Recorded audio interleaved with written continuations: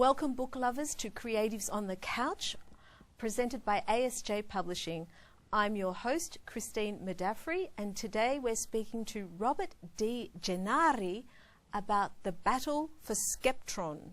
Well, it's really just called Battle for Skeptron without the. Yeah. But we're talking about the battle for Skeptron. Yeah, sure, definitely. So, Robert, welcome to the couch. Thanks for having me. And first of all, before we get on to the battle, did you always want to be a writer?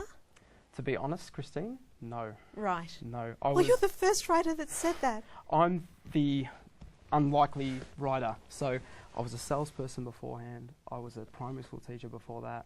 Wow. I stripped transmissions. Wow. In cars.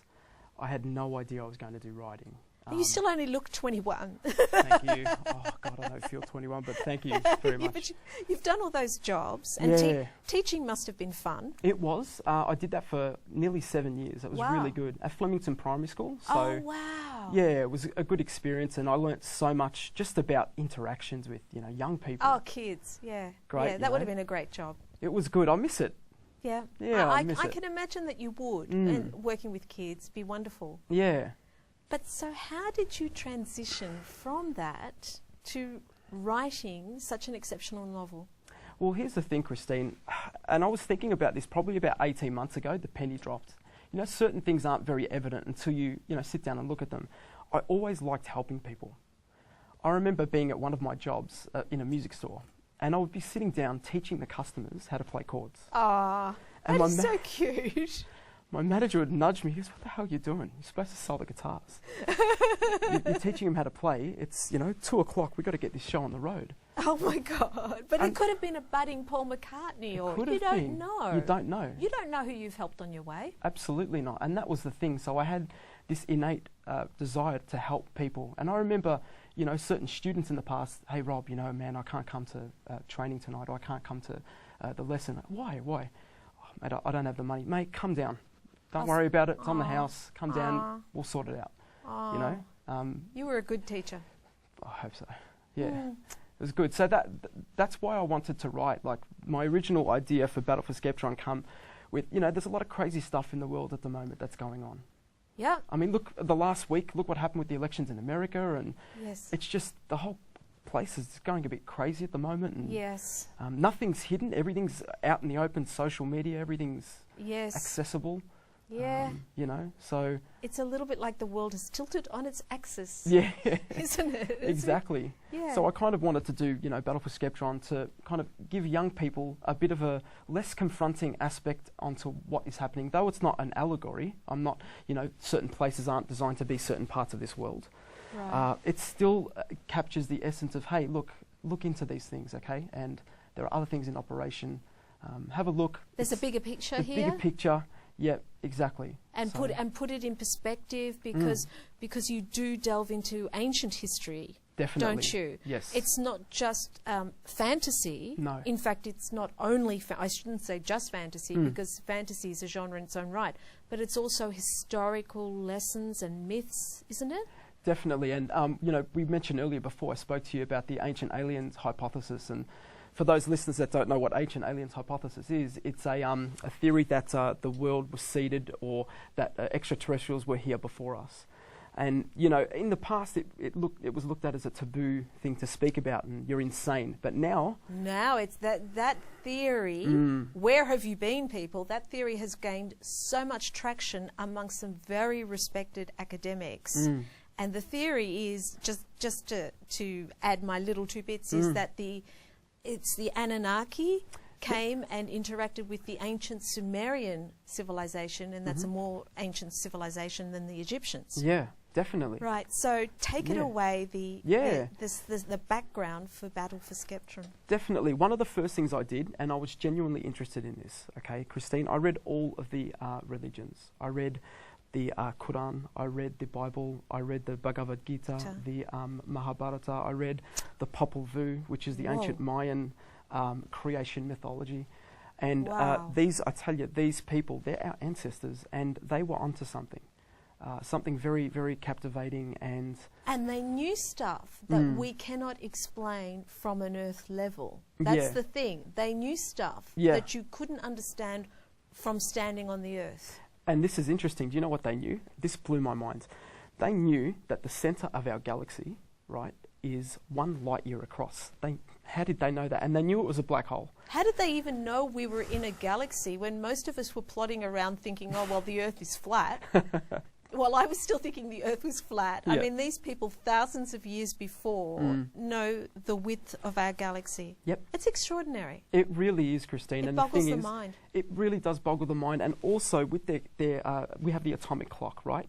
And which is 365 days to 4th decimal point. Their clock, the Mayan clock, is to the 4th decimal point is they say it's give or take 5 either way. We're not even that accurate. So the Mayans were actually more accurate in their timekeeping, I believe so, than we are. Yes. With the atomic clock. Yes. That's just... It's amazing. It is. It staggers you. And you think, oh, we've come so far. We've sent someone to the moon. Well, hello. Maybe people have sort of been doing a bit more travel than we know about. Oh, definitely. And bringing it back towards the battle for Skeptron with the ideas and the concepts. So I read all these philosophies, and not just purely the religions, but I read forbidden archaeology, like people like Robert Bouval. Graham Hancock is a very renowned guy regarding the ancient Egyptian cultures and just unravelling certain things. Like say for example in Bosnia, there's a pyramid there that dwarfs the Giza pyramid. Whoa. And everyone's quiet about it. But why is that? Because it's confronting, because it changes the Bosnian history, okay? The Ionian people come through at this point in time, it throws that on its head. So because it throws traditional history on its head, let's just ignore that. Let's ignore it. Let's brush it under the carpet. Well, we'll take a break and we'll be back.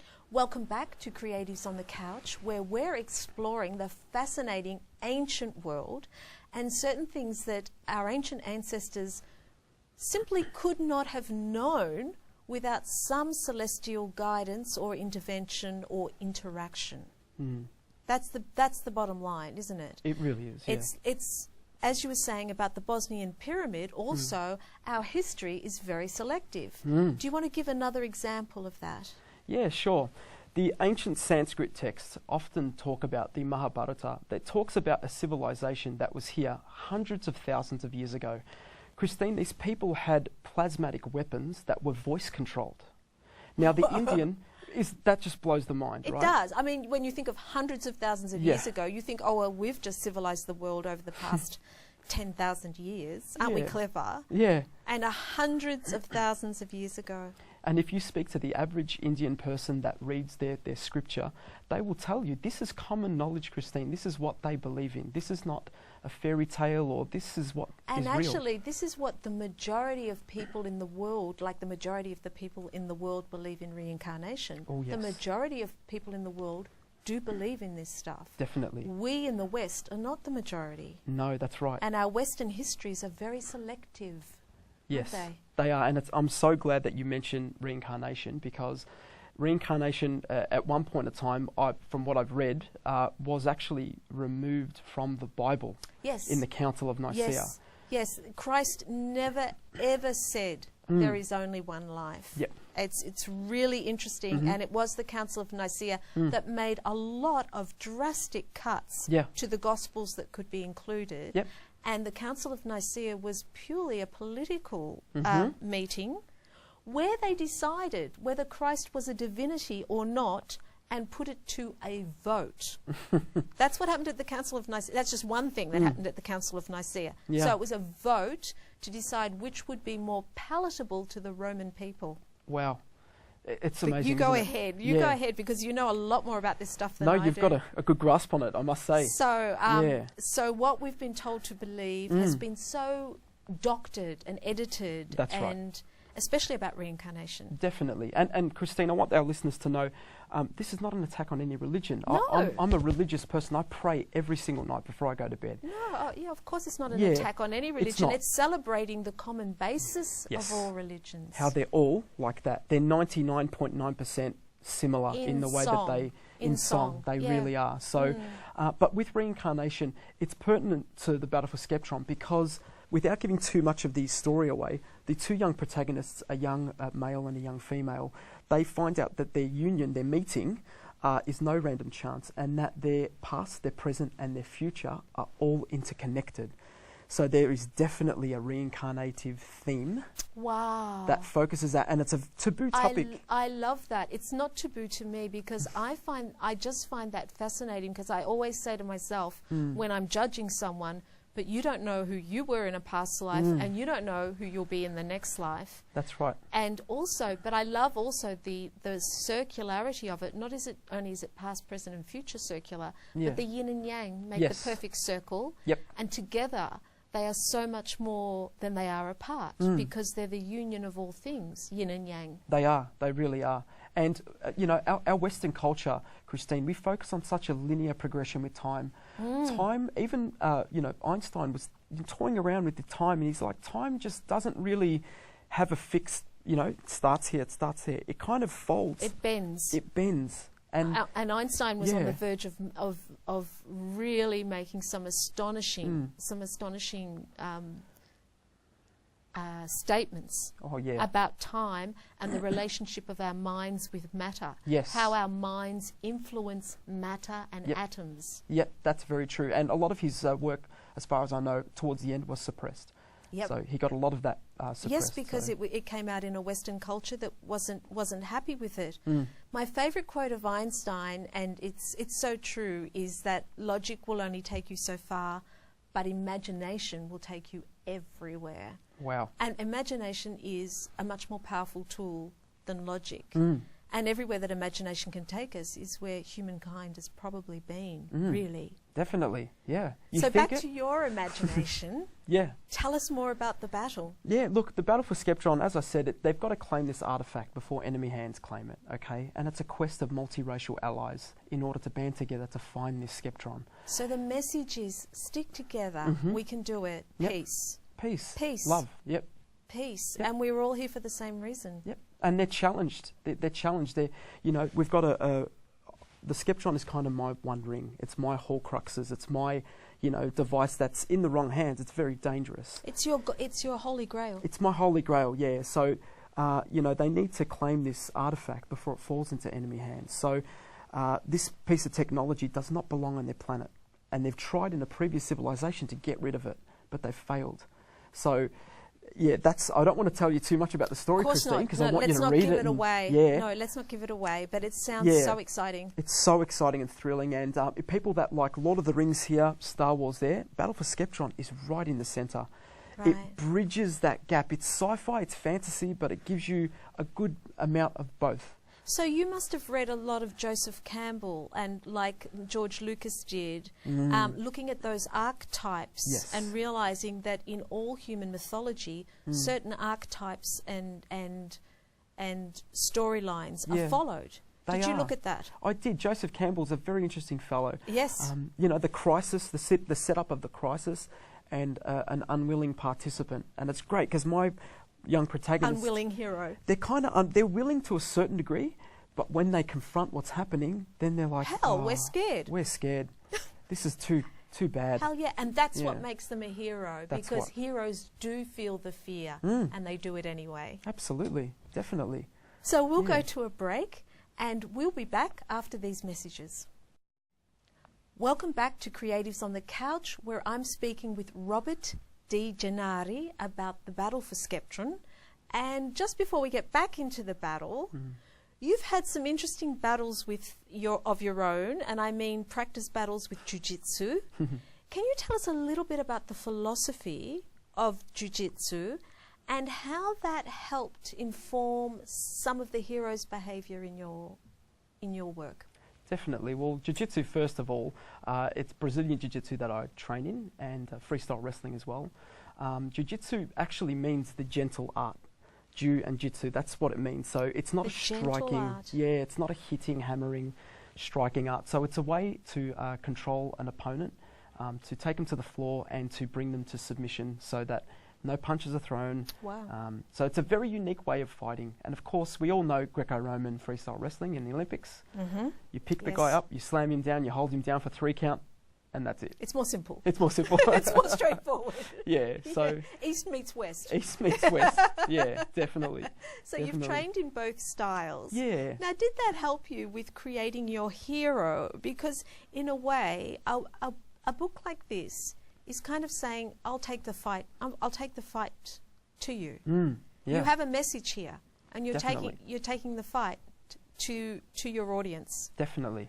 So did that help with creating your hero? It did, and I want to paint a picture for you. So imagine you're on the training mat, okay? You've got a 165 kilogram guy pressing all his weight on your chest. In your mind, you're in hell. This is hell. You can't breathe, you're claustrophobic, you've got anxiety. You have to work out a way of getting out. Yeah. And this is a philosophy. This is why jiu-jitsu is so powerful. It's a philosophy to not give up, because all those times when I've never given up, Christine, I've always gotten out. It's always. amazing. No matter how big the guy was or how grueling it was, I've always managed to get to my feet, and it's that challenge that I've imparted on my book. Because actually you need sometimes to be that gutsy and that persistent to get a book written. You really do need it in a different way. I'm not suggesting that I mean, I've never been on the floor under a guy of that weight or any other weight, or let's just not. And I hope you don't, Christine. Let's just not pursue that whole line. But big mistake there. Sorry, guys. But what I'm saying is that's not unlike the difficulties and the persistence you need to write a story like this, because you've drawn on so many philosophies, so much work has gone into this. That's right. How would you tell someone they should read it? Why should they read it? What's the most exciting thing about it? Good question, Christine. The most exciting thing about it is, as I said earlier, I wanted to do this story so that people could confront the real world. There's a lot of things that are happening at the moment that we need to really start waking up to. I do find that there's a general consciousness, an awakening, you could say.